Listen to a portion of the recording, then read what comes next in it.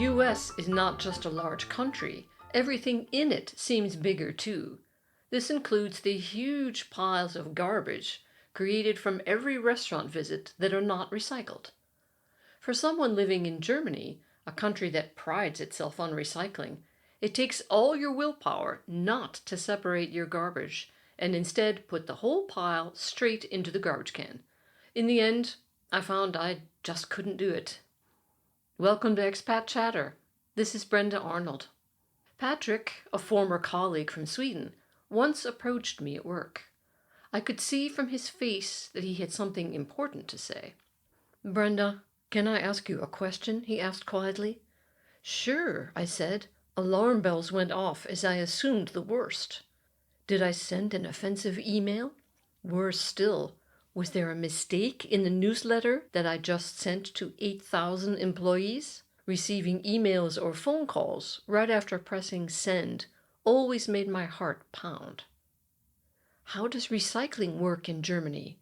What are the different bins for? Oh, that!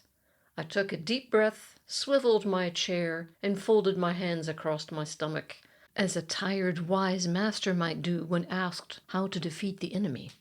"Roll up your sleeves, grab a pen, and take a seat," I said. Because in Germany, recycling is a science. There are separate bins for recycling compost, paper, plastic, and metal, and a tiny one for residual waste. Each household has its own elaborate system for separating these different kinds of garbage. If you want to throw something away at another person's house, you'll find yourself standing helplessly in the kitchen, garbage in hand, searching for not just any garbage can, but for the right garbage can. But it's hopeless. Only the house owner knows their locations. Once a week, you take it all to the Wertstoffhof, which sounds like a type of Prussian palace, but actually just means recycling center. In the time-honored German tradition of public scolding, strangers will reprimand you if they observe you putting something in the wrong bin. It was years before I felt I had completely penetrated the system. It is my opinion that in addition to residence permits, the German authorities should hand out belts for recycling abilities, like in martial arts.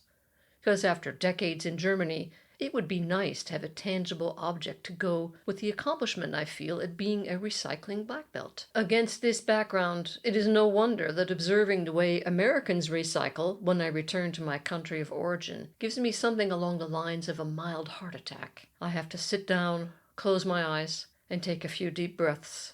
Because mostly they don't. Any fast food or takeout order is elaborately wrapped and includes plastic eating utensils and paper cups, all cheerfully proffered in a giant paper bag. To their credit, most fast food restaurants have switched from using plastic bags to paper ones to be more eco-friendly, except they rarely recycle the paper. After dining in one of the countless Mexican fast food joints where I consumed a tortilla and a bottle of water, I placed the whole lot, tortilla wrapper, cardboard drink tray, water cup, and napkins, into the paper bag it was served in, and throw it all away. While Munich and many other German cities have successfully campaigned to eliminate paper coffee cups by selling reusable ones, in the US, drinks are always served in a paper cup. Always. The first time this happened, I thought it was a mistake. "No, this is for here, not to go," I blithely informed the cashier. Drinking out of a paper cup always makes me feel like a dog chewing the Sunday newspaper. My protest met with blank stares. They serve everything in paper containers, inspired by the idea that paper is more eco-friendly than plastic. Paper, after all, is a renewable resource and can be recycled. But once again, recyclable or not, it all lands in the garbage. Americans produce more garbage per capita than any other country except Denmark. Really, Denmark? We thought better of you. According to the World Bank, garbage correlates closely with income and urban populations, which explains why these two countries are at the top of the list.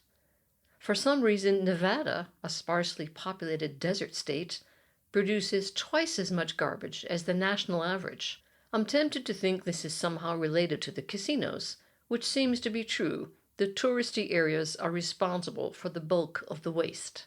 Let's face it, The US is so big, it matters what they do, not only because the sheer impact itself is significant, but also because they often set the tone for other countries, if only through the worldwide domination of Hollywood movies. To get an idea of the scale, America's toilet paper budget alone is $182 annually. This is just $125 shy of the entire GDP of the African country of Burundi, which is estimated to have a per capita income of $307 in 2023. This kind of spending power is not to be underestimated. After throwing away entire collections of meal-related garbage, I just couldn't bring myself to do it anymore. I began folding up these sturdy paper bags and taking them with me. They are now stuffed into my official bag drawer at home in Munich, waiting for reuse. But while saving these bags made me feel virtuous, it somehow just doesn't seem like a workable solution for reducing garbage. Thanks for listening. And if you liked the podcast, why not forward the link to someone else? I would always appreciate more listeners. Thank you, and see you next time.